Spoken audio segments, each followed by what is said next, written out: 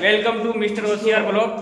ये अपना पहला ब्लॉग है। इसके अंदर अपना ये रह रहा है कि भाई लोगों के पास आया हूँ मैं कल से, बढ़िया खाना पीना बना के खिला रहे हैं, कोई भी ऊपर नीचे नहीं हो रहा है। बट तकलीफ ये आ रही है कि ये रोटी क्यों नहीं सीख रही है। भाई लोग इनका जुगाड़ देखो, जुगाड़ कैसा है। रोटी देखो ये भाई धनराज भाई, ये यहाँ के असिस्टेंट ब्रांच मैनेजर भाई, ये फाइनेंस लाइफ है अपनी।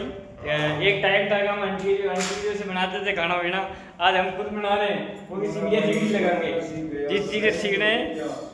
और आप लोग ऐसे एक दो बार सपोर्ट करो और मस्त बढ़िया कारोबार की वीडियो ब्लॉगिंग शानदार घूमने की रहेंगी, वहाँ डालेंगे। और अभी देख रहा हूँ सुबह की वीडियो डालता है, मस्त ऐसी बकचोदी चलती रहेगी और शानदार वाली बकचोदी लेके आएंगे। Please support, like, share, subscribe और अपना यही प्यार बनाए रखना, ठीक है।